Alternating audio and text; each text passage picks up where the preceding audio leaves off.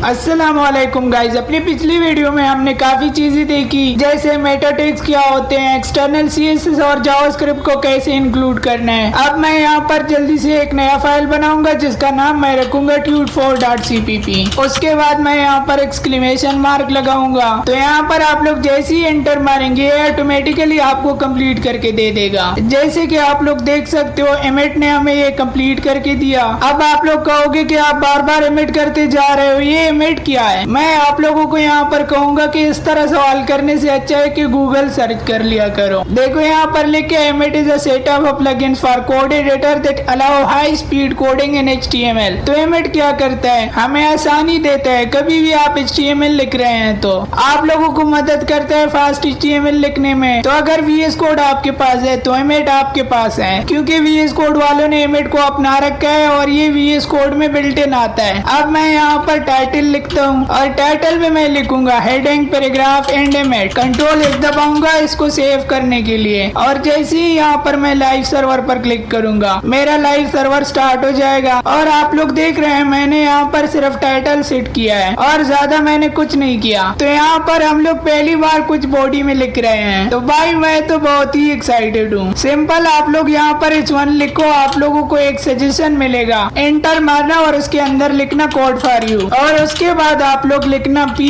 उसके अंदर लिखना this is code for you. तो यहाँ पर आप लोग कहोगे ये क्या लिख रहे हो भाई, P क्या है, H1 क्या है। तो H1 हमारा हेडिंग टैग है। कभी भी मैं टैग की बात करता हूँ तो टैग ओपनिंग और क्लोजिंग टैग से बनता है। ये ओपनिंग टैग है और ये इसका क्लोजिंग टैग है। मीन्स यहाँ से खोलता है H1 और यहाँ पर बंद हो जाता है क्लोजिंग टैग पर। तो चलते हैं और इसको देखते हैं कि हमारा कंटेंट कैसे आया। जैसे कि आप लोग देख रहे हैं मैंने यहाँ पर एक हेडिंग और पैराग्राफ लिखा है। अब यहाँ पर मैंने H1 लिखा है और H1 होती है हमारी सबसे बड़ी हेडिंग। और H1 के साथ साथ हमारे पास एक H2 होती है और एक H3 भी होती है और एक H4 भी होती है। बेसिकली हमारे पास H6 तक होते हैं। तो यहाँ पर मैं आप लोगों को H6 तक दिखाऊंगा। आप लोग देखना कि साइज कैसे वेरी करता है। ये देखो बड़े से छोटा होता जा रहा है। और हमारा पैराग्राफ तो वैसे ही पैराग्राफ ही होता है। तो अगर कभी भी हमने पैराग्राफ लिखना होगा तो हम P टैग का यूज करेंगे। अगर मुझे एक नया पैराग्राफ लिखना है तो मैं यहाँ पर लिख दूंगा दिस इज न्यू पैराग्राफ। और यहाँ पर आप लोग देखो दिस इज न्यू पैराग्राफ लिख के आ गया। और अब मैं आप लोगों को बताऊंगा कि जब आप लोग लिख रहे हैं एक HTML पे कोई भी वेबसाइट बना रहे हैं उसमें H1 टैग सिर्फ एक होना चाहिए। और ऐसा ना हो कि आप लोग अपने टेक्स्ट को बोल्ड करने के लिए H1 टैग का इस्तेमाल करो।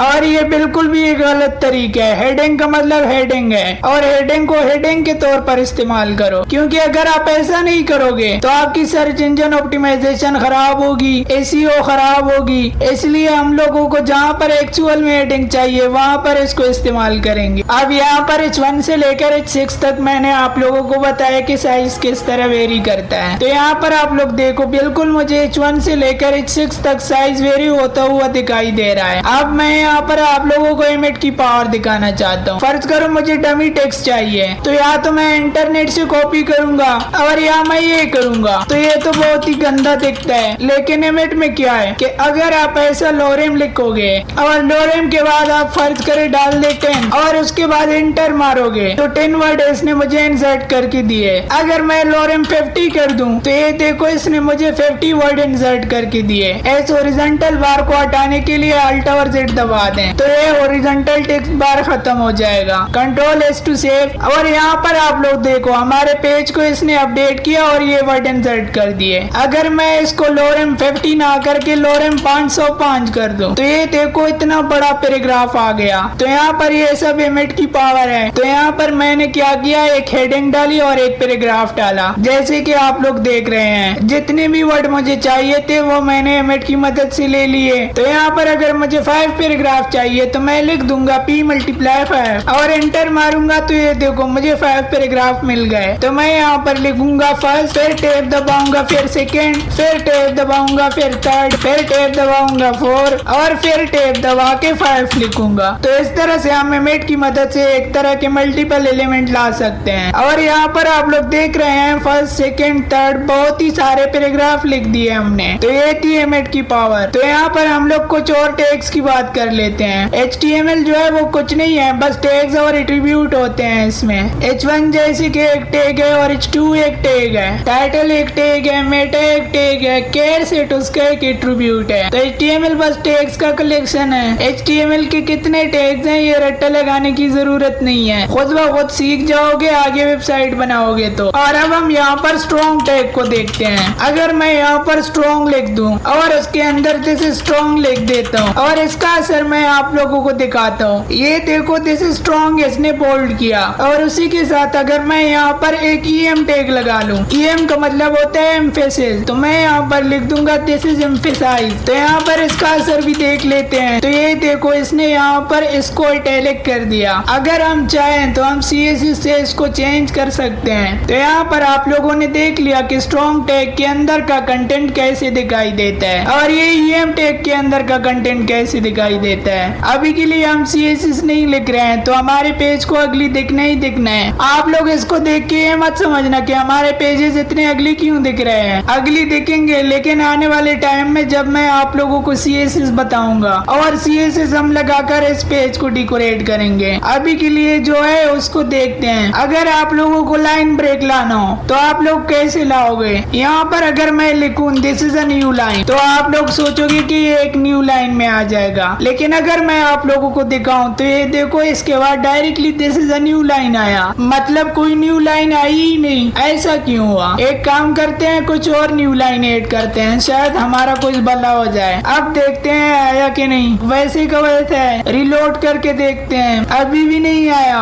तो क्या कुछ खराबी है? जी बिल्कुल भी नहीं, कोई खराबी नहीं है इसमें। HTML में क्या होता है कि आप एक्स्ट्रा स्पेसेस जितनी भी ऐड करेंगे वो HTML इग्नोर करता है। और अगर आपको स्पेसेस चाहिए, लाइन ब्रेक चाहिए, तो आप लोगों को BR टैग का इस्तेमाल करना पड़ेगा। और यहाँ पर मैंने BR टैग लगा दिया तो यहाँ पर एक लाइन ब्रेक बन जाएगी। लेकिन अब आप लोग यहाँ पर कहोगे कि भाई आपने BR टैग तो लगा लिया लेकिन इसका क्लोजिंग टैग कहाँ है? तो BR टैग जो है वो सेल्फ क्लोजिंग टैग होता है। अब H1 सेल्फ क्लोजिंग टैग नहीं होता लेकिन BR सेल्फ क्लोजिंग टैग है, इसलिए ऑटोमेटिकली बंद हो जाता है। इसको बंद करने की जरूरत नहीं है, बस जहाँ पर एक न्यू लाइन चाहिए वहाँ पर लगा दिया इसको और एक न्यू लाइन बन जाती है। देखो यहाँ पर BR टैग लगा दिया और ये न्यू लाइन ऐड हो गई। 2-3 BR टैग और लगा देता हूँ तो मुझे उतनी ही लाइन ब्रेक मिल जाएंगे। लेकिन क्या है कि BR लगा के न्यू लाइन लेना एक अच्छी प्रैक्टिस नहीं है और ये मैं आप लोगों को आगे बताऊंगा जब CSS की बात करेंगे हम। अभी के लिए हम BR लगा सकते हैं जब भी हमें न्यू लाइन ऐड करनी हो। तो ये था हमारा BR टैग। उसके बाद हमारे साथ एक HR टैग भी होता है। HR का मतलब होता है हॉरिजॉन्टल रूल और हॉरिजॉन्टल रूल भी एक सेल्फ क्लोजिंग टैग है। और ये क्या करता है, एक रूलर बना देता है। देखो ये HR मैंने लिखा तो इसने यहाँ पर एक लाइन बना दी। तो अगर इस तरह की लाइन इंसर्ट करनी है तो आप कर सकते हैं। इसी के साथ साथ हमारे पास बोल्ड और इटैलिक टैग भी होते हैं, लेकिन जब से HTML5 आई है इट इज नॉट रिकमेंडेड कि आप लोग इनको यूज करें। अगर आप लोग यूज करना चाहते हैं तो यूज कर सकते हैं, क्योंकि जो चीज एग्जिस्ट करती है उनसे कोई नहीं रोक सकता आपको। तो मैं यहाँ पर B टैग का यूज करके बोल्ड इज हेयर लिख देता हूँ। तो यहाँ पर देखो बोल्ड इज हेयर वाला बोल्ड हो गया। आप लोग यहाँ पर बोल्ड की जगह स्ट्रॉन्ग यूज करें और इटैलिक की जगह EM टैग का यूज करें। बाकी अगर आपको कोई चीज बोल्ड इटैलिक बनानी हो तो आप CSS का यूज करें, लेकिन मैं आप लोगों को बताना चाहता हूँ कि बोल्ड इटैलिक होते हैं। मैं यहाँ पर I टैग का यूज करूंगा और यहाँ पर मैं लिखूंगा इटैलिक और देखो यहाँ पर इटैलिक भी आ गया। तो हमारे पास बोल्ड और इटैलिक भी होते हैं बट नॉट रिकमेंडेड। एक मॉडर्न वेबसाइट बनाने के लिए आप स्ट्रॉन्ग और EM यूज करें। अब यहाँ पर BR HR हमने देखा कि सेल्फ क्लोजिंग होते हैं। उसी के साथ साथ मैंने आप लोगों को जो एमेट के टेक्निक्स बताए, एमेट के टेक्निक्स मैं आप लोगों को इस वीडियो सीरीज में पूरे बताऊंगा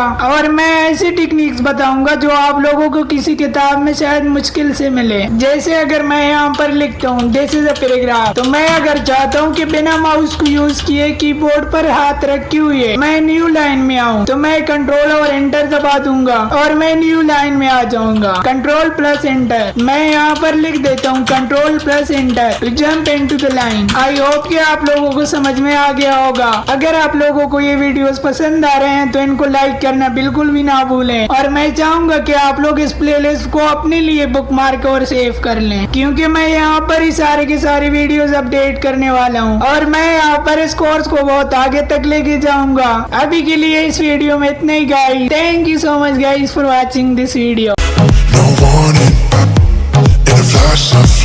Don't need no warning, this feeling's right. Vibrations chill through my bones, sensations flow through your glow.